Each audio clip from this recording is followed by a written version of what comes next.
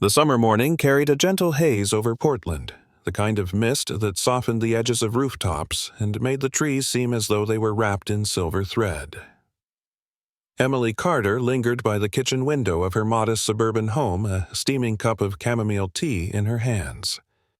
Beyond the glass, her garden stretched in quiet bloom rows of lavender, a stubborn rose bush, and the green shoots of vegetables she had planted with her 5-year-old daughter Sophie. To anyone passing by, it might have looked like the portrait of an ordinary American family framed in quiet domestic peace. But for Emily, this summer carried a secret joy that seemed to hum beneath her skin. She was pregnant again.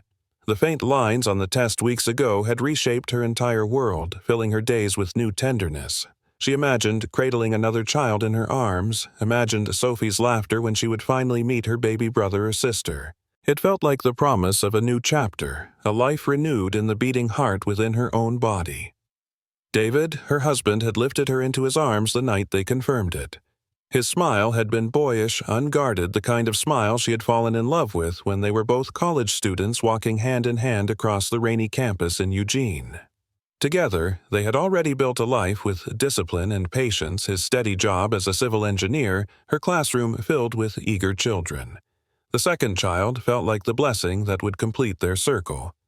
In the weeks that followed, Emily carried her secret like a small flame, sharing it only with family and a few close friends. Her mother cried when she heard pressing her daughter's hands with the urgency of someone who understood the fragility of joy. Her father, usually stoic, allowed a rare grin to crease his face. Even David's parents, more practical by nature, softened at the news. The Carters' home filled with baby name lists, faint arguments over nursery colors, and Sophie's relentless questions about when the baby would come. Sophie had taken to pressing her small ear against her mother's belly as though she could already listen to the faint music of another life. "I think it's a boy," she declared one evening, her eyes bright with conviction. Emily smiled, but did not correct her. There was something comforting about her daughter's certainty, a child's unshakable faith in miracles. Each day became a rhythm of ordinary joys. Morning walks through the neighborhood where golden retrievers barked behind picket fences. Weekend trips to the farmer's market for fresh berries and sunflowers. Afternoons of lesson planning interrupted by cravings for salted pretzels or sudden waves of exhaustion that forced Emily to nap on the couch.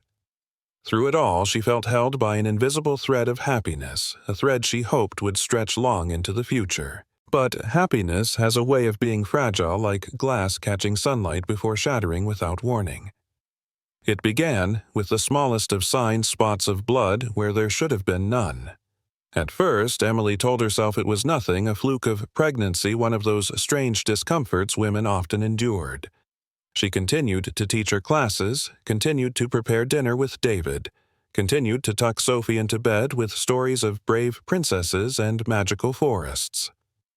Yet, in the silence of night when the house had grown still, fear whispered at the edges of her mind. She scheduled an appointment at the hospital, almost reluctantly, as though naming her fear aloud would give it shape. David accompanied her, his hand warm but tense against hers as they sat in the waiting room beneath fluorescent lights.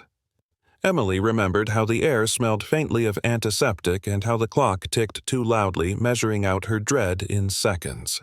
The exam was routine, at least at first questions, notes scribbled onto a chart, the cold press of instruments.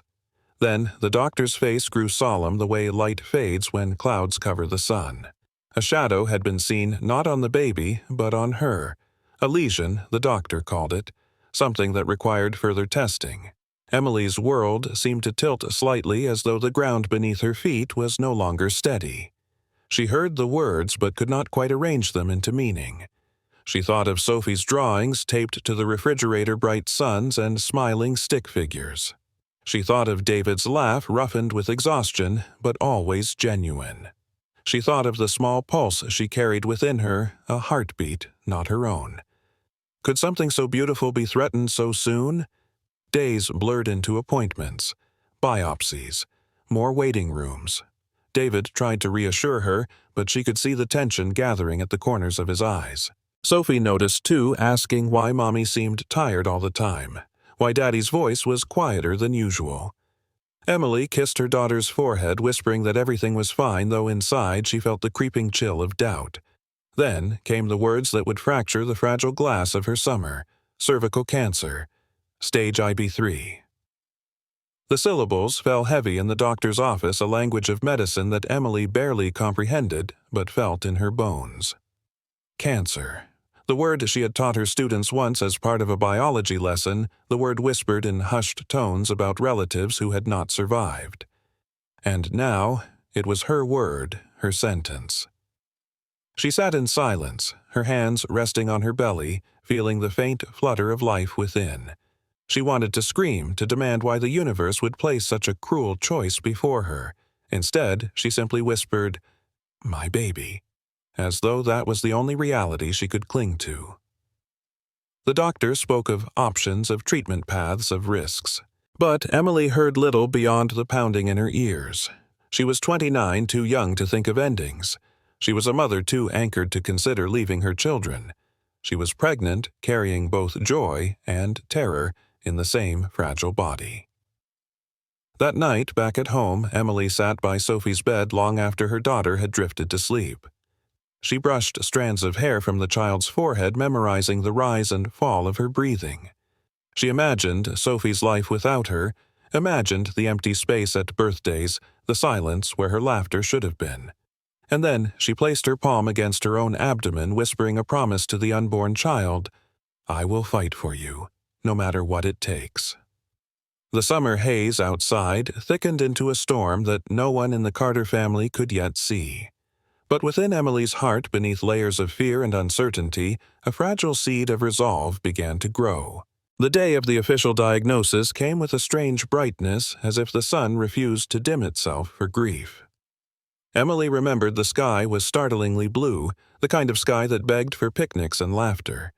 Yet she and David drove to the hospital in silence, their hands linked across the space between them. The silence was heavier than words. It was a silence full of questions neither dared ask.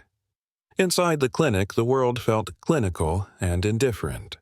Nurses moved briskly, clipboards clicked, and monitors hummed their monotone music. Life carried on in its sterile rhythm, as though the word she was about to receive would not change anything at all. But Emily knew. Deep in her bones, she had already begun to sense the storm. Dr. Samuel Ryan entered the consultation room with an air of quiet gravity. He was a man in his mid-40s, kind eyes shadowed by years of watching families collapse beneath the weight of illness. He sat across from them, folding his hands, and the pause before he spoke stretched long enough for Emily's breath to falter. When the words came, they were heavy and unrelenting. Cervical cancer, stage IB3. A tumor nearly 5 centimeters, aggressive, advanced though not beyond hope. Treatment was necessary, immediate. Emily felt as though the walls closed in the air, thinning to a suffocating whisper. She did not cry, not yet. Instead, she stared at her hands resting on her abdomen, where beneath her palms a fragile heartbeat continued unaware. She thought of Sophie's drawings on the refrigerator of David's half-finished crib in the garage. She thought of the baby shower invitations her sister had just begun to design. All of it suddenly fragile like glass already cracking under invisible pressure. David's voice broke the silence, though it trembled with effort. What does this mean for the pregnancy?" Dr. Ryan's gaze softened, but he did not sugarcoat the truth. There were options. Termination of the pregnancy to allow for the most aggressive treatment possible. Or, in some cases, a balanced chemotherapy that could be administered even during pregnancy. Carefully selected drugs that would not harm the developing child, though it carried risks.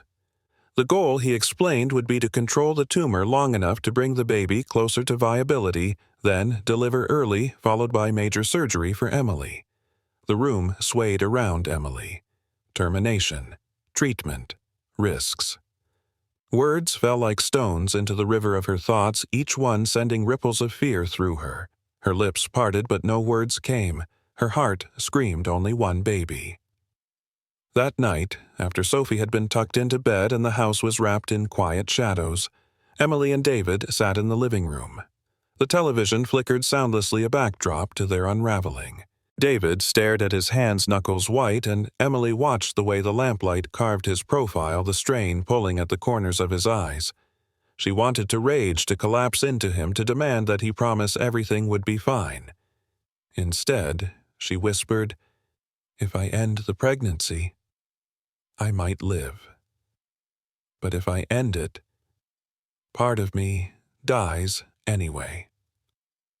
David's jaw clenched, his chest rising and falling with unspoken anguish. He loved her more than anything, but he also carried the image of Sophie, of her wide eyes asking for mommy. He could not imagine their daughter growing up without Emily. His silence was its own torment. Days turned into a carousel of consultations. Her parents arrived from out of town, their faces etched with disbelief. Emily's mother wept openly, clutching her as though she could will the cancer away. Her father, practical and stern, muttered about focusing on survival, not sentiment. Across the room, David's parents argued for pragmatism, urging that Emily think of her long-term health of Sophie, who already needed her. Voices clashed like storm winds, everyone insisting on their truth. But Emily sat in the center of it all, her hand cradling the swell of her belly. In those quiet moments when the arguments receded and the house fell still, she pressed her palm to her abdomen and felt the faint flutter of movement. Her child was alive, reaching out in the only way he could. She could not ignore that. The next appointment with Dr. Ryan felt different. He outlined the path forward with the precision of a man who had walked this tightrope before. Chemotherapy, 4 cycles carefully, chosen drugs that carried minimal risk of causing birth defects. The goal to shrink and control the tumor while allowing the baby to reach a stage where life outside the womb was possible. Then, a coordinated surgery deliver the child by cesarean remove, Emily's uterus, and clear the surrounding tissue. A 2-in-1 operation, as the team called it, but one fraught with dangers. Blood loss, organ damage, complications from chemotherapy. "Will it hurt the baby?" Emily asked, finally, her voice hoarse. Dr. Ryan paused. "There is always risk, but if we choose the right drugs, there is a good chance the baby will be safe, and it gives us the best chance to save you as well." The words pressed into her like weight, but beneath that weight was a spark of possibility, a path that did not force her to choose between herself and her unborn child, a path where survival might belong to both. That evening, Emily stood alone in the backyard. The air was cool, the scent of lavender drifting around her. Above the Oregon sky deepened into twilight, the first stars pricking through the blue. She remembered planting the lavender months ago, unsure if it would take root in the rocky soil. Now it stood tall, fragile, but blooming proof that life could thrive in unlikely places. She placed her hands over her abdomen, feeling the quiet life within, and whispered into the dusk, "We'll fight together." In that moment, resolve settled in her chest like an anchor. It was not fearless fear, remained sharp and relentless, but alongside fear grew a defiant kind of hope. The road ahead would be brutal, filled with hospital corridors, I-4 drips, and the metallic taste of chemotherapy. Yet within her body lived 2 battles, one against disease, one for the fragile life of her child. She refused to surrender either. And so the Carter family prepared for war, not of guns or soldiers, but of blood tests, quiet prayers, and nights that stretched too long. It was a war fought with love as the only shield strong enough to stand against the unknown. The first infusion came on a rain-polished morning when Portland looked like a city rinsed clean. The hospital windows shone with drops that gathered and wandered, collecting other drops as they slid down, as if even the rain wanted company. Emily Carter sat in a recliner the color of overcast skies, the vinyl cool through the thin cotton of her sweater. A nurse hung a clear bag above her, the tube curling like a vine toward the crook of Emily's elbow. The bracelet on her wrist, white with neat black letters, declared what her body had already confessed. Somewhere beyond the curtain, a machine beeped with patient regularity, counting seconds the way a metronome counts the breath of a song. She looked to her left, where a small, wheeled ultrasound machine waited like a quiet witness. Before every infusion, they listened. The ritual had begun with Dr. Samuel Ryan's soft instruction, the child's heart first, then the mother's battle. The wand touched her abdomen cold gel, a sudden starburst against her skin, and the room filled with the sound that had become her new definition of hope, rapid, insistent, a hummingbird's drum in a hidden thicket. She closed her eyes and let that rhythm anchor her. The nurse smiled as if blessed. The drip began. Time changed shape. Minutes stretched thin, then curled back on themselves like paper held over a candle. A metallic taste rose in her mouth, faint at first, then more insistent, like a memory of coins. Nausea moved with the fluid a tide pulling at the edges of her resolve.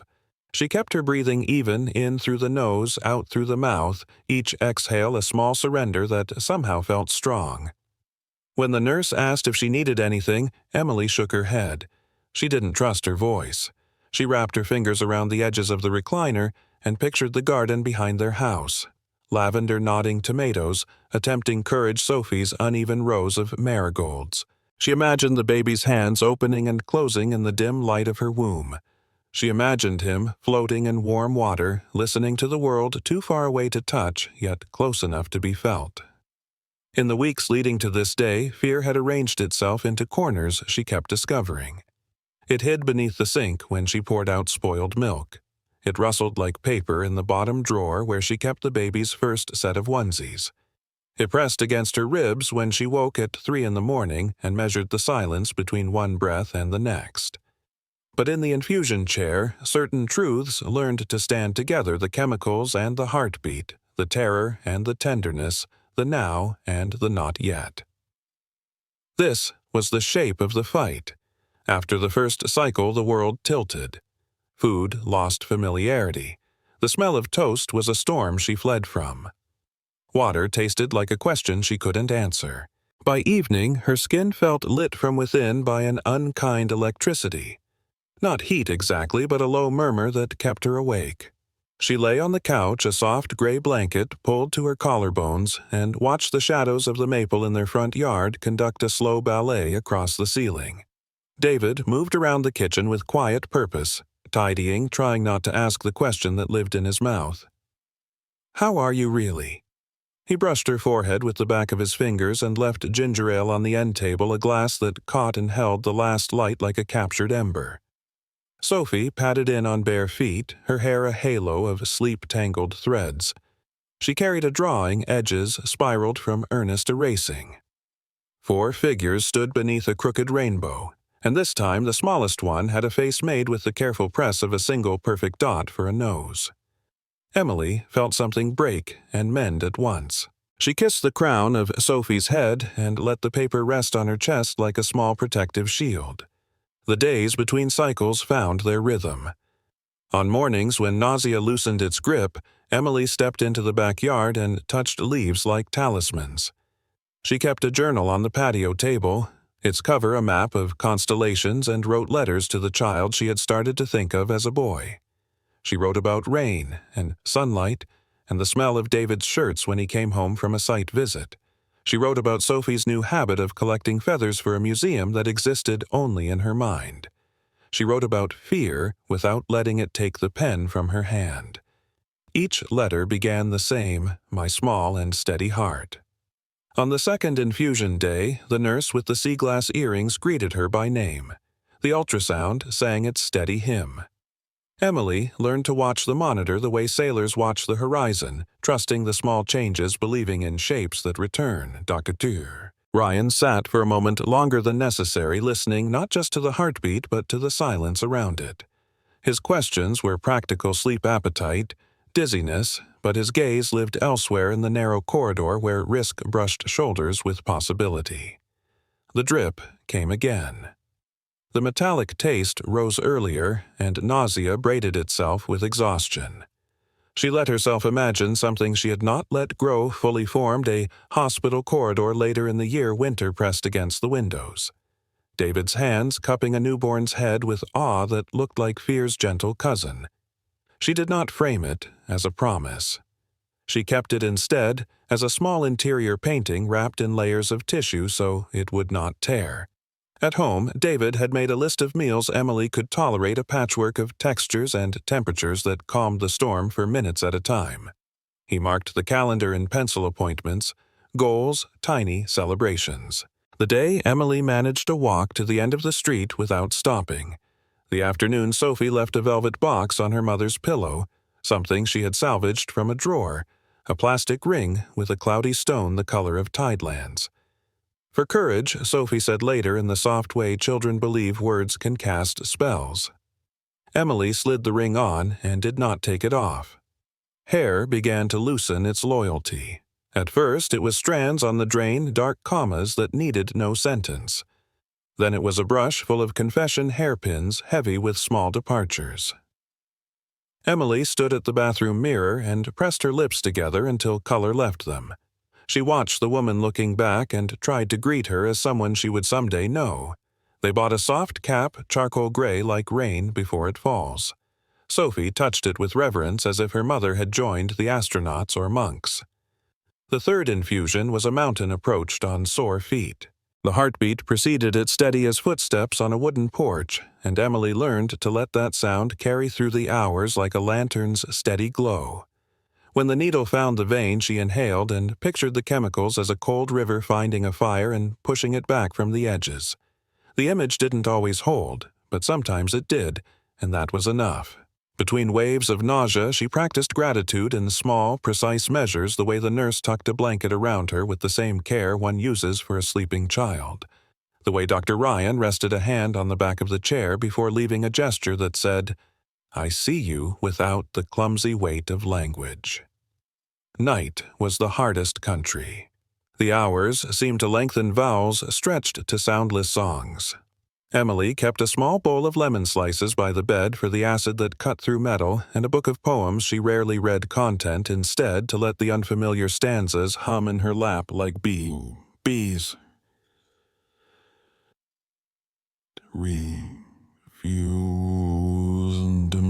Sting. David's breathing took on the rhythm of a metronome trying to comfort a room, and when he turned, the mattress translated the movement into a ship's slow roll.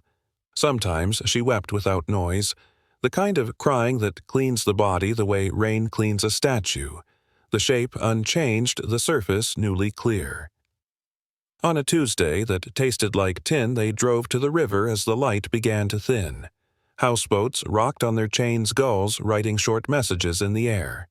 Emily walked slowly along the water, one hand at the small of her back as if her body were a house she steadied against wind. Sophie ran ahead and returned, looping in rings that left their geometry on the path. David offered his arm at intervals not to hold her up, but to mark the space where their lives overlapped with mathematical certainty. They stood together and watched the river hold secrets without sinking. The fourth cycle wore a different face. The baby's heartbeat now seemed louder in the room, insisting on its place like a drumline at a parade. Emily felt kicks that were not kicks, but a steady pressing outwards, a blueprint being tested from the inside.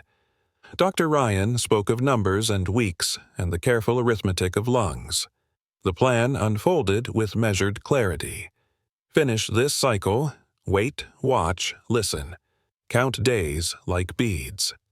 Then when the baby stood at the threshold of breath, open the door. The infusion itself felt like a narrowing hallway. The nausea rose and stayed an unwelcome tenant with a rent-free grin. Fatigue pressed her to the mattress with the gravity of a new planet. Yet, within that pressure, moments of brightness appeared scattered and startling. A photograph Sophie had taken with an old camera blurred lavender, a corner of sky, her mother's hand holding a watering can as if it were ceremonial. A note from Emily's sister that contained a recipe for the easiest soup and a memory from childhood where Emily had taught her to float hips and hair, a question the lake answered. An email from a former student who wrote that Ms. Carter once said every story starts with a breath, so she hoped Ms. Carter would keep breathing until the story needed to end. There were days when Emily hated the chair and the drip, and the way the hospital smelled like the inside of a shell scraped clean by time. There were hours when the journal remained closed because words felt like raspberries crushed to seeds. There were mornings when she failed at being brave and afternoons when she failed at failing and simply existed between. On those days, she let the heartbeat be enough. The nurse rolled the machine close and they listened. In, out, thrum, thrum. It was the world's smallest drum, and it called the army of her courage back to the field. At home, the nursery took on a life that was not ornamental but anticipatory. David assembled the crib with a care that bordered on reverent. He ran his hands over every screw, every joint, as though he could negotiate safety with wood and metal. The mobile arrived in a small box lined with tissue paper. Sophie insisted on being the one to hang it. Small felt stars in colors the sky could never quite manage a moon that winked with the laconic authority of sailors who know the weather. Emily sat in the doorway wrapped in her charcoal cap and a cotton robe, watching time move in physical increments. A cord tied a frame, lifted a sheet, smoothed. She felt her body as both anchor and sail. It is a strange thing to grow life while waging war with death. The body learns to host contradictions with a hospitality that would shame saints. Emily learned new measurements, the precise angle of the afternoon light that meant she might keep down broth, the number of musical notes she could hum before breath grew scarce, the exact way to fold herself into David's side so that their ribs forgot which bones belonged to whom. She became an archivist of sensation cataloging survival the way botanists catalog species that refuse extinction. As the fourth cycle ended, the city shed summer with a quiet shrug. Leaves moved toward that first premonition of gold. The nurse removed the IV with a small click that always sounded to Emily like the closing of a locket. They listened once more to the heartbeat. It leapt sure and quick beneath the wand, a lighthouse beam spinning out its repeated sentence, "Here, here, here." Dr. Ryan nodded in time as if conducting. On the drive home, the hills wore a green that promised a briefer season. Emily leaned her head against the window and watched driftwood thoughts gather and part. In the weeks to come, they would count forward with deliberate care. There would be tests, measurements, plans drafted and redrafted. There would be talk of dates and of lungs ready to drink the air. There would be a morning when they would wake before dawn and with practiced calm step into the sentence they had been writing in fragments all summer. That evening she opened her journal and wrote a letter different from the rest, not just to the child, but to the future. She described the exact pitch of the nurse's voice when she said strong, the color of David's shirt the day he assembled the crib, a blue, like new denim, earnest and a little stubborn, the way Sophie's marigolds had finally found the courage to open. She wrote the word together 3 times as though repetition might braid it into a rope they could climb. Then she added a note at the bottom, a small invitation breathed into the margins of the story. If you are reading these pages and find your own courage-waking walk with us, subscribe to this journey of healing and hope. Stay beside us as we turn the page. It felt strange. A bridge extended beyond the room, but also right. Stories were never meant to be carried alone. She imagined distant readers, quiet rooms singular as stars, and felt less solitary in her night. When she closed the book, the house settled. David turned off the kitchen light. Sophie, asleep, made a sound like a bird turning its head beneath a wing. Emily placed her palm on her belly and felt the answering nudge, a soft knock from the other side of a door soon to open. The battle within had not ended.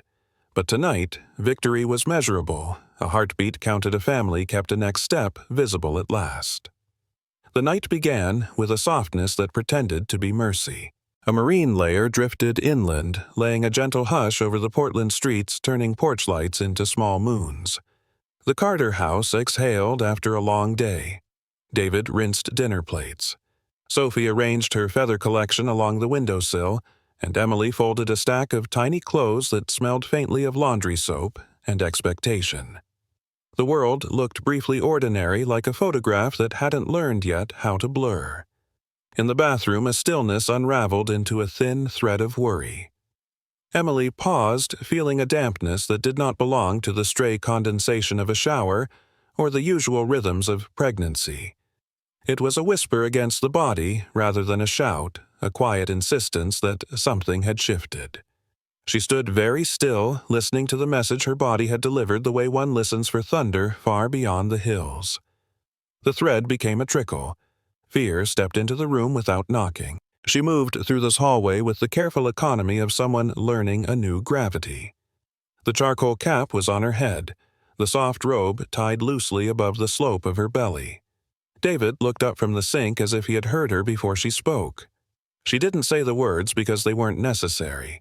He had lived in the same house as her fear for months. He recognized its footsteps.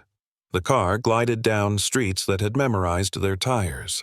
Sophie slept in her car seat, head tilted, mouth parted in the kind of surrender children accept without negotiation. The hospital rose like a ship moored to the land, all glass and lit corridors, its windows holding squares of other people's nights. Emily pressed her palm against the curve of her abdomen as if to remind the child that she was there, that the anchor hadn't slipped, that land still existed. Inside, triage questions arrived in a practiced sequence, each syllable a rung on a ladder. How much? Since when? Any pain? How frequent can you feel movement? Monitors were applied, straps snug across the swell of her belly. Screens woke to their duty. The fetal heart traced itself in delicate peaks and troughs, a mountain range of hope. A nurse with steady hands and the weary kindness of someone who has shepherded many midnights spoke in a voice that seemed designed for edges. She explained that they would test the fluid, confirm what the body had whispered. The word rupture hovered in the air like a moth near a lamp. Dr. Samuel Ryan arrived with that same quiet gravity that had become a kind of architecture around them. He listened to the monitor, to the nurse, to the night itself. The test confirmed what Emily already knew: her water had begun to leak, not the dramatic break of movie scenes, but a persistent compromise in the seal between worlds. 33 weeks. Numbers arranged themselves into a hierarchy: lungs, infection time. The plan unfolded with clean lines. They would admit her to the high-risk unit. Steroid injections to help the baby's lungs complete the sentences they'd been practicing in the dark. Antibiotics as a cordon against what might wander in now that the gate had given. Close monitoring for signs of distress, contractions, fever. The phrase "watch and wait" took on a heft she had not understood before. Every hour would be a negotiation between risk and readiness. The surgery plan, its double-edged choreography of life-giving and life-taking, was lifted from the drawer and placed on the table where everyone could see it. They wheeled her to a room where the windows looked out over the sleeping city. The blinds were half open. One star insisted through the upper corner like a pin in a map. The bed's rails gleamed, a boundary polished by countless hands. The monitor's glow painted a soft crescent on her forearm. David settled in the visitor chair, that utilitarian throne where partners learn the shape of helplessness. He tucked Sophie beneath a hospital blanket patterned with cheerful bears that seemed too confident for the hour. She slept on, as if children make treaties with the night that adults have forgotten. The first injection burned with a practical fire. Emily closed her eyes and let the pain drag her attention back into her body, away from the far shore where what-ifs waited with their cold buckets. When she opened them, Dr. Ryan was still there, speaking in careful sentences about lungs that thicken, alveoli that open, breaths that find their scaffolds. The science was a lullaby of sorts. It didn't erase fear, it braided it with purpose. Nurses came and went with the glide of tidewater. A blood pressure cuff tightened inside, temperature taken. Antibiotics started through an IV that remembered where to go. The fetal monitor translated the womb's invisible theater into green script and beeped punctuation. Each good strip was a stanza that took its place in a growing poem. Emily let the poem write itself while she counted breaths: in for 4, out for 6, a gentle rationing of air. Sometime after midnight, the hospital smell, antiseptic and laundered cotton, and the faint metallic undertone of machines became the smell of now. Emily learned the geography of her room. The way the second ceiling tile from the left had a water stain shaped like a nation she couldn't name. The way the IV pole cast a slender shadow over the floor lip of light from the hallway. The small click every time the monitor printed a strip, as if snapping a photograph of time. She learned which nurse laughed quietly, which nurse hummed under her breath when she charted, which nurse paid attention to silence like it was a patient too. Her parents arrived at 1 in the morning, transported by the urgent magic of worry. Her mother's eyes were swollen but fierce. Her father stood to the side with hands that had engineered bridges and now shook at the sight of his daughter's hospital wristband. David's parents came soon after practical, as always, bringing with them the crisp smell of a night driven fast. Families make their own weather. The room warmed by degrees simply because 4 more hearts threw heat into it. Emily felt both grateful and distant, like an island watching boats circle. The waiting began to build its architecture. An AM radio murmur of a television somewhere down the hall. The percussion of footsteps, wheels. Low voices that braided into something that wasn't quite music. Emily's body, chastened by chemistry and fatigue, wanted surrender. But motherhood refused to sleep. Every beep from the monitor pulled her back to the surface. Every stretch from inside announced that the child still argued for himself. She placed both palms over her belly and held them there the way one steadies a picture frame after a tremor. At 3 a.m., a small contraction tightened across her abdomen. A belt cinched a notch tighter by an unseen hand. It ebbed, then returned an hour later, a little more insistent. Nurses noted the pattern without alarm. Not yet a rhythm, merely a rehearsal. Emily thought of symphonies tuning their instruments before the first note sound searching for itself in a scatter of discordant agreements. The second steroid injection arrived with the first pale rumor of dawn tracing the edges of the blinds. It burned, but this time the pain was an instruction. We are building lungs. We are building a door the child can walk through without drowning. Emily accepted the instruction the way one accepts stitch work, each pass of the needle a tiny injury that secures a whole cloth. Dr. Ryan returned, eyes rimmed with the fatigue of people who live on other people's schedules. He reviewed the night the monitor strips the lab numbers. He spoke of thresholds and signs of infection watched for like deer at the edge of trees, of the difference between sooner and now. The plan was a bridge that everyone walked again together, placing their feet in the prints left by those who had crossed before. If the baby remained steady, and Emily remained febrile, they would hold, adding hours to the ledger. If either story changed, they would move with conviction, the 2-in-1 surgery unfolding with the choreography that had become a kind of private ritual in the oncology wing. Morning expanded the room into a new kind of fragile, visible, quantifiable, more easily panicked. Sunlight made the tape on the IV look like amber. It illuminated the blood bruise on the back of her hand with an almost reverent clarity.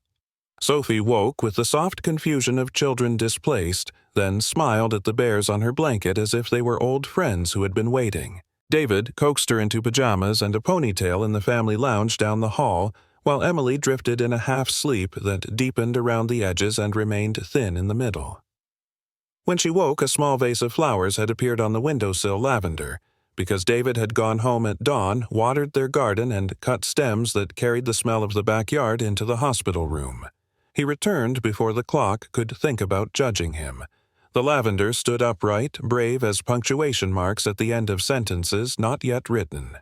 Emily began to write again in her journal, each letter careful as if too much pressure might break more than ink. She wrote to the child about night sounds and star pins, about brave bears and kind nurses, about the way science and love sometimes look the same when they lean over a hospital bed. She did not write the word fear because it seemed redundant. It was in the spaces already. Instead, she wrote belonging, that they all belonged to one another in a lattice that could bear more weight than any single beam. By afternoon, the contractions established a reluctant pattern not close enough to compel action, but not far enough to ignore. The monitor's paper strip recorded the peaks like distant hills evenly spaced. The baby's heart rode above them with a confidence Emily borrowed. A neonatologist visited to speak about late preterm babies, about the work of breathing and eating, about warm incubators and careful hands. It was the kind of conversation that was both blessing and prelude hope, wearing a lab coat that smelled faintly of soap and coffee. David sat near her feet and held her toes through the blanket, a gesture both tender and pragmatic. It kept him from wringing his hands and kept her anchored to something that wasn't numbers. He showed her a picture on his phone. The nursery in early morning light, the mobile's felt stars casting round shadows that looked like small planets. She imagined their slow orbit and found herself matching it to her breath. Toward evening, the sky clouded, and the hospital's interior brightness became its own weather. Nurses shifted changes, faces new and familiar exchanging passwords of care. Emily ate broth and half a cracker, victories measured not in calories, but in belief. The antibiotics dripped with a steady patience. The IV pump muttered to itself like an old friend telling a remembered story. Emily pressed the call button only when necessary. She didn't want to pull resources. This, too, was the etiquette of illness, learning how to need without apologizing and without consuming more than one's share. Night returned with less ceremony than the previous one. The city tucked itself in. The hospital hummed like a hive. The contractions spaced out, then wandered back. Time became elastic again, a fabric that could be stretched or puckered by a thought. Emily wondered if the child understood in some cellular way that people were waiting for him, building rooms and plans and metaphors. Sometime near midnight, Dr. Ryan stood at the foot of the bed with a surgical consent in his hands, not as an alarm, but as a preparation. He walked them through each step again. The incision that would introduce their son to air the cauterizing of the path that disease had taken, the excavation of lymphatic crossroads where cells sometimes hid messages. He spoke of blood loss with the candor of someone who has watched it and stemmed it. He spoke of recovery as a landscape crossed in stages. He lasted exactly as long as their attention did, then lessened the load by folding the paper neatly and placing it on the tray table as if it were not a cliff but a map. When he left, Emily felt the room grow both larger and safer. Decisions had grown bones. Plans could be carried. She placed her hand over the spot where the monitor said the baby's heart ran its marathon. She thought of the 4 cycles of chemotherapy, of the metallic taste that had colonized her tongue, of hair that had become a memory, and then a choice.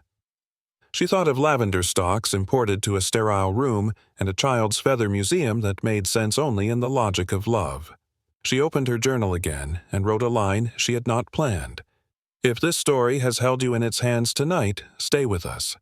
She described the way Hope had learned to share a room with fear, the way strangers had become witnesses, the way every beep on a monitor could be a bell or a metronome, depending on the ear. She added gently, "Subscribe to our journey of healing and courage. Let your presence be the small light in the corner of this room." It felt less like asking and more like naming a circle. Near dawn, a nurse adjusted the monitor belts with the practiced tenderness of someone who understands that touch can be a medicine. The baby's heart ran its familiar race. Emily slept in increments, each one a small loan from a bank she could not see. When she woke for the last time before morning, the window had grown pale.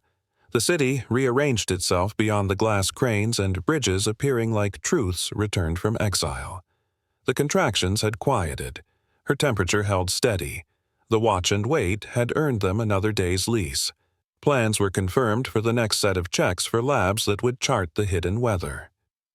Emily rested her palm over the place where a heel had just pressed outward, a small reminder stamped from the inside. She imagined the operating room as a bright field, the surgical team as a practiced chorus, David's eyes as the first sky their son would see. The night of broken waters had not ended with catastrophe or confession. It had ended with a long, deliberate inhale that the whole family seemed to take together, a breath they would hold until the moment arrived to change everything. In the hush before the day began, Emily understood that she had moved from a summer that broke like glass to an autumn built like a bridge. The difference was not safety. The difference was strength. She closed her eyes and pictured the lavender on the windowsill, straight-backed and sure carrying a backyard into a hospital room. She pictured Sophie's feather museum, delicate things gathered from the indifferent world and named precious. She pictured lungs thickening into readiness, tiny doors opening where there had been walls.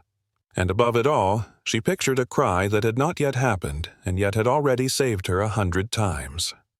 The morning of the surgery began not with sirens or alarms, but with a stillness that felt almost reverent, as if the world itself understood the gravity of the hours ahead. The hospital corridors glowed with fluorescent resolve. Nurses moved quickly, yet without haste, their efficiency softened by the hushed tone that accompanies thresholds. For Emily, Carter, lying on a gurney beneath a thin blanket, time had become both sharp and blurred. Every second cut, every second dissolved.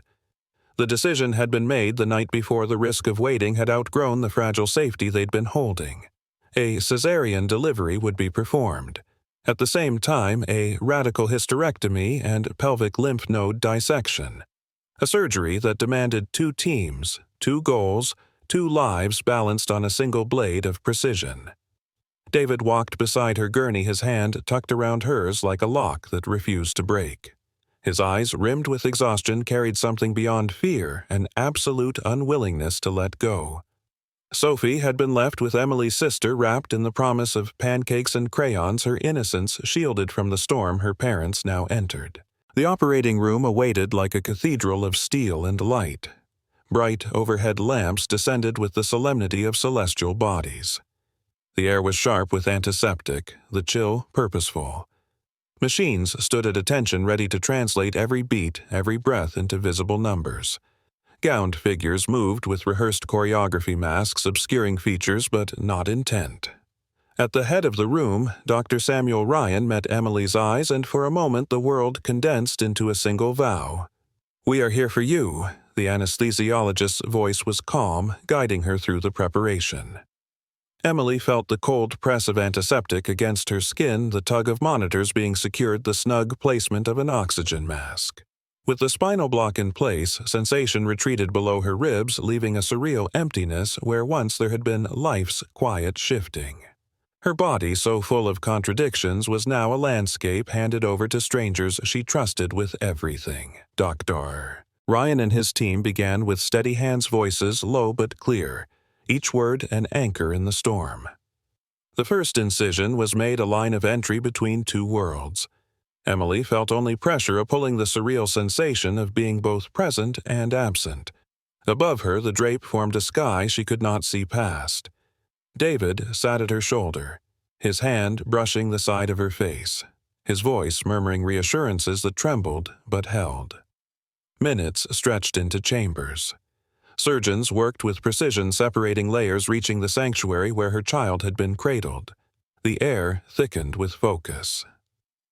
Then at last, the moment came, a sudden shift. Release the drawing forth of a small, fragile form from the depths of her. For a second, that lasted forever, there was only silence. A breath held by everyone in the room. Then sound. A cry. Thin, high, insistent, a cry that sliced through the sterility and filled every corner with life's refusal to be denied. Emily felt tears spill before she even realized she was crying. The cry was not just her son's first announcement. It was the sound of survival, of possibility, of something greater than fear. The baby's weight was announced 1.9 kilograms. Small, yes, but strong enough to declare himself with that cry. David bowed his head against Emily's, overcome. His body shook with sobs he had tried to hold for too long. The nurse lifted the newborn briefly into their sight before carrying him to the warmer where a pediatric team hovered like guardians. He was pink, his fists balled his lungs, proving themselves in determined wails. Against the hum of machines, that sound was the truest music Emily had ever heard. For Emily, those cries reached deeper than joy, they were redemption. They cleansed months of metallic tastes of hair fallen in clumps of nights spent bargaining with shadows. They carried her through the veil of anesthesia, and into a moment she had feared she would never touch, the knowledge that her son lived, that he had crossed the narrow bridge into air. But the surgery was not finished. While one team tended to the child, Dr. Ryan and his colleagues turned to the second half of the battle. The uterus, the very ground where this child had grown, was marked by disease. It had to be removed along with the surrounding tissues and lymph nodes that might harbor betrayal. The room's focus shifted, voices quickened. Blood loss was monitored with relentless vigilance. Instruments clinked with the delicate music of risk. Emily drifted in and out of awareness, her body tugged between sedation and clarity. She felt pressure tugs, the sound of suction, the quiet urgency of surgeons who knew how easily minutes could change meaning. Once she heard Dr. Ryan's voice, steady but firm. "Clamp. More suction. Hold here." The words floated into the fog of her consciousness and lodged there not as fear, but as reassurance that he was fighting with the same ferocity she had carried for months. David remained at her side, whispering words she half heard. His hand never left hers. In that hand she felt tethered even as the rest of her drifted. She thought of Sophie's drawing with 4 figures under a rainbow. She thought of lavender stalks standing straight in a hospital windowsill. She thought of her son's cry still echoing in her chest like a bell that refused to quiet. Time in the operating room is elastic. It contracts into single beats of a heart rate monitor, expands into endless corridors of sutures and clamps. For Emily, it existed only as fragments, faces bent over her, the sting of antiseptic in the air, the sound of a suction tube clearing what threatened to obscure. Hours passed as surgeons carved a path between survival and loss. Finally, the announcement came: the procedure was complete. The uterus and nodes removed, bleeding-controlled organs preserved. Dr. Ryan's voice, weary but resolute, confirmed what they had all prayed for: both mother and child had been delivered through the storm. Emily was transferred to recovery, her body wrapped in layers of gauze and exhaustion.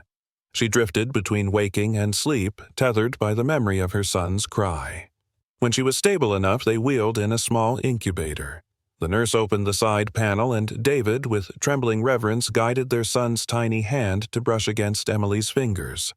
The contact was electric. His skin was softer than air, his hand impossibly small, yet strong enough to close around her finger. Emily wept again, silently, feeling that in this grasp she held not just a child, but a reason. He was fragile, yes, but alive. Alive because she had chosen to fight, because medicine had given them a bridge, because love had refused to yield. The room quieted. Machines continued their necessary hum, but in the center of that room, a mother and her son wrote a wordless contract. She had carried him through fire. He had carried her into hope. As exhaustion pulled her under, Emily whispered in her mind the words she could not speak aloud. "You are the cry that saved us both." Recovery began in a room where morning arrived on tiptoe. The blinds let in a sliver of pale light, a fragment of day that inched across the floor and climbed the wall like a quiet promise. Machines kept their patient vigil. The IV tree held its small orchard of bags. Emily Carter drifted on a warm, medicated tide. Pain pressed here, eased there, her body a map of borders crossed and reclaimed. The surgery had taken what needed taking. In its wake, silence settled, not empty, but attentive. She measured the hours by small mercies. The nurse who announced her presence with a soft knock before entering, as if asking permission from the hurt itself. The cup of ice chips that sounded like winter in a glass. The blanket, fresh from a warmer, folded across her hips with the care of a ceremonial sash. The pulse oximeter's red glow, a low ember at her fingertip. She cataloged these things not to distract herself, but to build a scaffold for gratitude, a lattice strong enough to hold the weight of a new day. The first time the pediatric team wheeled the incubator close, the room held its breath. The plexiglass gleamed like a held bubble.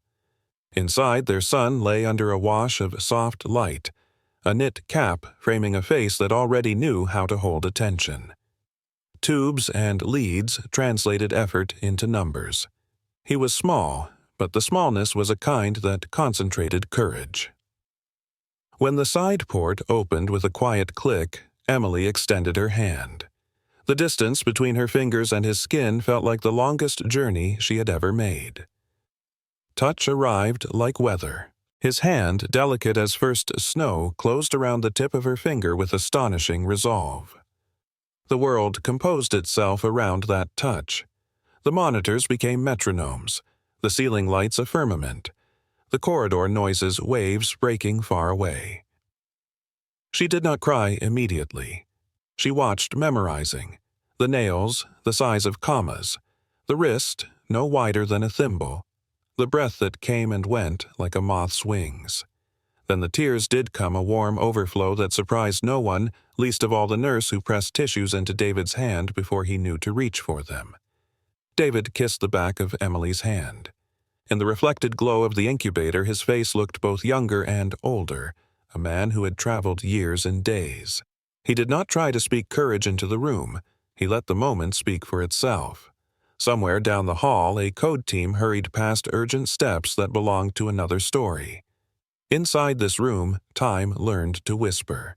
Hours turned to days in the way hospitals teach them to, with charts with checks with small permissions. The breathing support decreased by a fraction. The IV fluids shifted composition. The nurses taught David how to hold a cup beneath the incubator's humidifier to catch condensation before it reached the alarm threshold. They showed Emily the slow art of hand hygiene when every touch is a promise. These rituals built a religion of care that did not require belief, only participation. Pain, when it came, was not dramatic. It was a low hum in the pelvis, a tightening when she shifted a tug when she laughed carefully at one of Sophie's observations. It was a caution sign that asked to be read, not a siren demanding response. The incision ached not as an accusation, but as a record. She placed her palm over it sometimes and thought of doors, one that had opened to release her son into air and another that had closed behind the disease. There was grief there, too, a private threnody for the womb that had been a room. Love can hold opposites without breaking. On the second day, the lactation consultant arrived with a cart that looked like a traveling library, plastic drawers neatly labeled small pumps and sterile parts arranged like new instruments. She spoke with the gentle confidence of someone who knows that bodies remember even when they forget. Emily learned the rhythm: 20 minutes every few hours, the steady persuasion of milk to come for a child not yet at the breast. The nurses taught her the phrase, liquid gold, without irony. The first drops gathered like dew at dawn, miraculous for being ordinary. They labeled each syringe with her name, and the time slid them into a refrigerator where hope learned to wait. By the third day, Emily's world expanded to include 15 steps. She took them with a walker at first, then without bed to chair to sink to window. Each step was a small vote for staying. She learned the particular kindness of a hallway handrail, the humility of needing help to stand. She watched weather take turns in the rectangle of window sun veiled by clouds, a brief shower, a ribbon of brightness thrown across a rooftop and withdrawn. She did not feel trapped. She felt held in place long enough for healing to find her. The nurses suggested kangaroo care when the neonatologist gave his measured nod. The phrase sat in Emily's mouth like a foreign word she wanted to adopt. Skin to skin, they explained. Warmth, shared heartbeats, borrowed the kind of medicine that lived in mammals before hospitals had names. It would take coordination monitors, tubes, a chair, angled exactly so, but they did this every day. Their hands had learned the choreography. The transfer began like a ceremony. David stood to one side, ready to steady what steadiness could not do. A respiratory therapist watched the tubing with a concentration that slowed the room. The nurse lifted their son from his warm nest, careful as an astronomer removing glass from the night. For a suspended second, he hung in the air between science and mother. Then he was against her chest, his cheek settling on the rise that had once housed him. Heat spread through Emily's body in a wave that felt like a homecoming. His weight barely registered, but presence is not measured in grams. His fingers opened and pressed his legs tucked into the fold of her ribs. He made a sound like a tiny engine testing itself and then quieted, hooded by the drum of her heart returning his old language. The monitors approved. The room tilted toward consent. In that long hour, time stopped respecting clocks. Emily breathed slowly, as if a deep breath might startle the moment away. She kept one hand over his back, the other over the crown of his head, thumbs memorizing the geography. David knelt beside the chair, their foreheads almost touching, the three of them, a small constellation that needed no algorithm to define its gravity. Emily's mind did not wander to the incision, or to lab values, or to the timelines printed in tidy columns. It stayed here, clocked to this weight and these sounds. When the nurse finally lifted him back into the incubator, Emily's arms felt both emptied and stronger. For having carried what they love.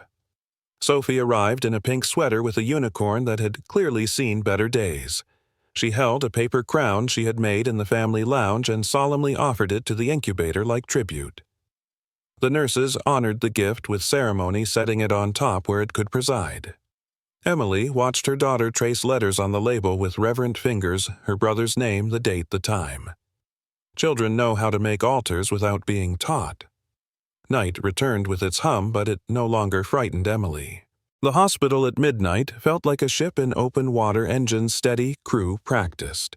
She woke to the soft swish of shoes in the hall, to the Velcro rip of a blood pressure cuff, to a nurse's whisper that carried the cadence of a lullaby. In the paused hours, she wrote again in her journal. She thanked the team by name and description, the nurse with constellation earrings, the respiratory therapist who hummed an unrecognizable tune that set her own breath at ease, the tech who warmed blankets like a magician pulling comfort from a steel drawer.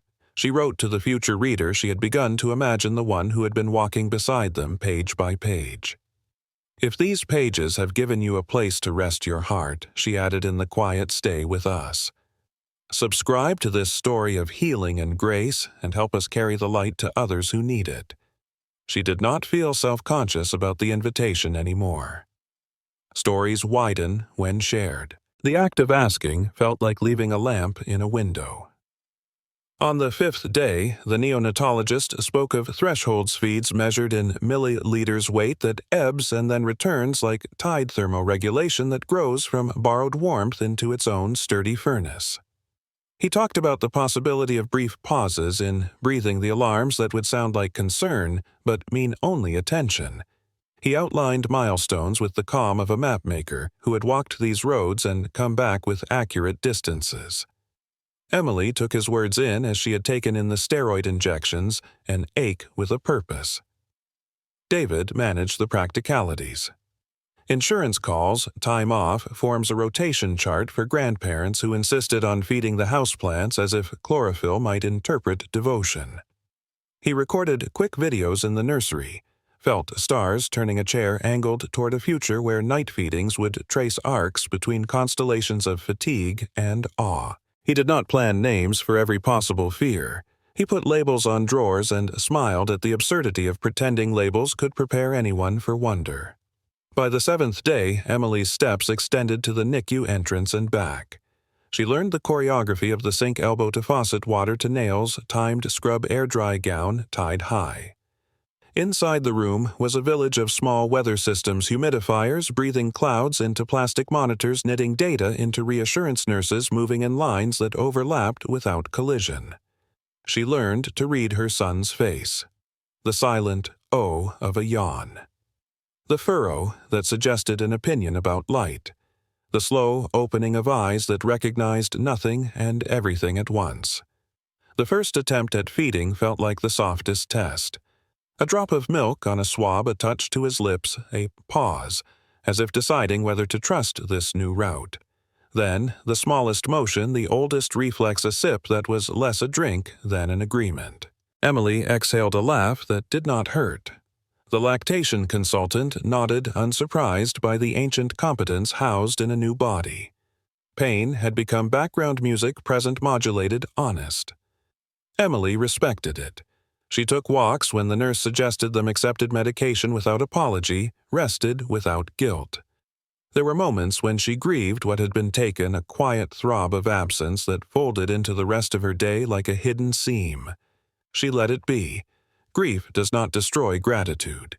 It teaches it to stand on stronger legs. One evening, the sky bruised purple before finding its clean blue again. David wheeled a chair to the window so Emily could watch clouds unspool. He set Sophie on his lap and let her point out animals that required generous imaginations to see whales, a rabbit wearing boots, a castle guarded by birds. Emily felt love expand to fit 3 bodies and a 4th that loved by breathing.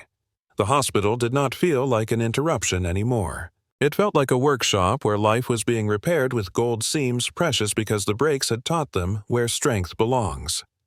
The day before transfer from recovery to the step-down unit, Dr. Samuel Ryan visited without the rush that usually ride shares with him. He stood at the foot of the bed and let quiet have the first word. He asked about pain, appetite, sleep, and then asked an unrecorded question with his eyes. And your heart. Emily met his gaze and nodded. He had given her something that outlasted surgery, a way to understand courage, not as the absence of fear, but as the willingness to hold hands with it and walk anyway.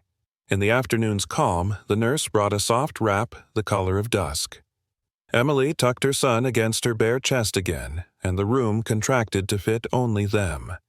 His breath painted small circles of warmth where it met her skin. She traced the line of his ear with a fingertip, and felt as if she were reading a hymn in Braille. The fear of months past had not evaporated. It had been transformed, sublimated into vigilance, into a watchfulness without panic. When they returned him to the incubator, Emily felt steady. She knew there would be steps backward and forward. She had learned the dance.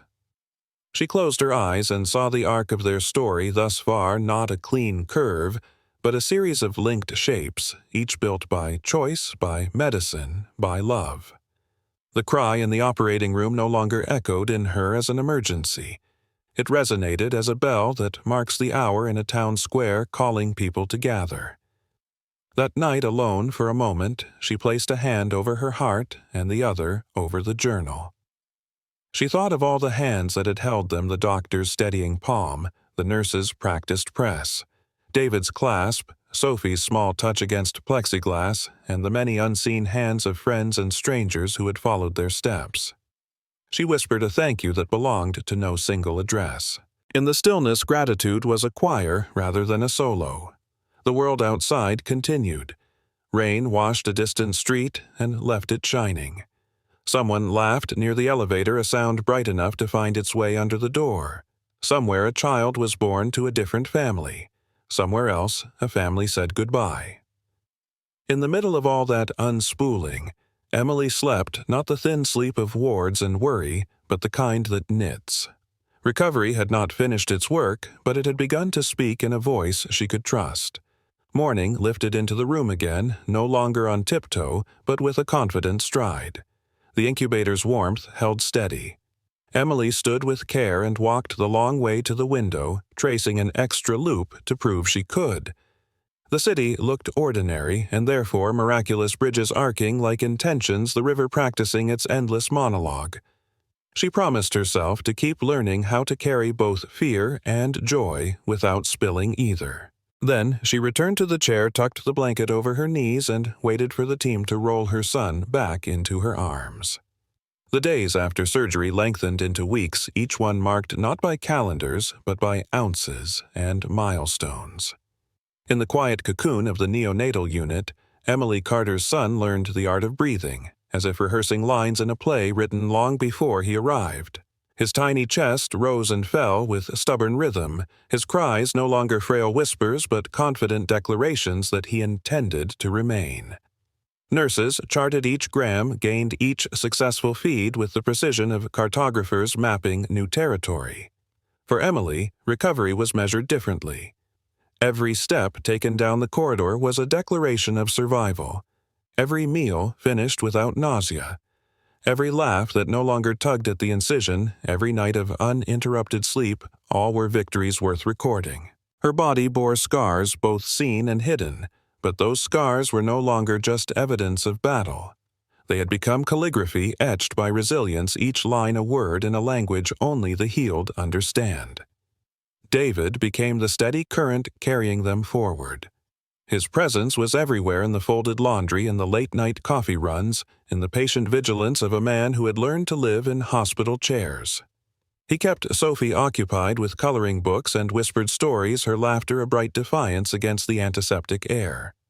He managed paperwork and reassured anxious grandparents, balancing the world outside, while Emily focused on the fragile miracle within. One afternoon, after nearly 3 weeks, the pediatric team announced that their son no longer needed the incubator. His lungs, once a cautious question, now answered confidently. The day he was placed into Emily's arms without wires between them, time shifted. She felt his warmth, his weight, his pulse against her own heart. The smell of newborn skin, faintly sweet, faintly earthy, was a balm stronger than any medicine. She whispered his name, a sound chosen in nights of uncertainty, but now spoken as a promise. Sophie's eyes widened when she finally held her brother under the careful guidance of a nurse. Her small hands trembled not from fear, but from reverence. "He's lighter than my backpack," she said, and then, with the certainty of childhood, added, "but stronger than he looks." Emily smiled through tears. Her daughter had captured truth with a simplicity adults often lose. The Carter family returned home on a golden afternoon when autumn had begun to paint Oregon in strokes of amber and crimson. The air smelled of damp leaves and distant wood smoke. Neighbors had tied a small banner across the porch, "Welcome home." Emily climbed the steps slowly, pausing at the top to breathe in the sight of her garden lavender still blooming. Sophie's marigolds bowing their orange heads in applause. Life had waited. Life had endured. Inside, the nursery glowed with quiet expectation. The crib stood assembled, the felt star mobile, hanging above planets in a constellation of love. Emily lowered her son onto the fitted sheet, watching his tiny fists stretch toward invisible worlds. Sophie leaned on the crib rail, whispering secrets she refused to share with adults. David placed his hand on Emily's shoulder, their silence heavier with gratitude than words could ever be. In the weeks that followed, Emily began outpatient treatments, appointments to monitor scans to confirm plans for further therapy. The hospital remained a familiar companion, but she no longer entered its doors with dread. She walked its corridors carrying the weight of a child in her arms, her body tired but her spirit lifted by evidence that miracles sometimes wear the face of medicine, sometimes the face of love, and often both at once. There were days of fatigue that pressed her back into bed, days when fear tried to reclaim territory. Yet every time she faltered, her son's cry reminded her of the reason she fought. Sophie's drawings filled the fridge with portraits of a family of 4, each one brighter than the last. David's laughter returned in pieces then, in full echoing against walls that had once absorbed silence. The scar across Emily's abdomen healed into a pale reminder, but she did not hide it. She traced it with her fingers as one might trace a river on a map, remembering the journey it had demanded. It was not disfigurement. It was a signature. It told the story of a woman who had chosen both herself and her child, who had walked a road most would never imagine, and returned with life in her arms. Autumn deepened into winter. The Carter family decorated the house with garlands and strings of light. Emily watched her son's wide eyes follow the glow of a Christmas tree, tiny fingers reaching for bulbs that glittered like captured stars. She held him close, whispering that he was her miracle, her second chance, her proof that love cannot be measured in months or years, but in the simple act of holding on when everything tells you to let go. On New Year's Eve, while fireworks painted the sky outside, Emily sat at her desk with her journal open. She wrote a final letter to the child who had saved her life by insisting on his own. She told him about the night of broken waters, about the cry that had split the sterile silence of an operating room. She wrote about the lavender that still grew against the odds, about Sophie's feathers and David's unyielding hands. She wrote about love, the kind that does not bargain, does not fade, does not require perfection. Love that endures when the body weakens, love that shines brighter than fear. She ended the letter with words not only for him, but for anyone who might find themselves holding their own fragile thread of hope. If this story has touched you, if you have walked with us through fear and into light, carry it forward. Subscribe to this journey of healing, not just with us, but within yourself. Let love be the gift you hold, the gift you give, the gift that will not yield to darkness. Emily closed the journal and turned to watch her son sleeping in his crib. Sophie curled on the rug beside him. David leaning in the doorway. The house was full of quiet breathing of lives intertwined, of ordinary moments made sacred by survival. Outside, the wind moved through the trees with the sound of pages turning. Inside, Emily knew their story had not ended. It had only begun anew, written now in a language of gratitude and grace. For in the end, it was never about the cancer or the surgery, the hospital or the fear. It was about love's unyielding gift, a gift that had carried them through darkness that had transformed broken waters into bridges that had taught them the simplest and most profound truth: love saves.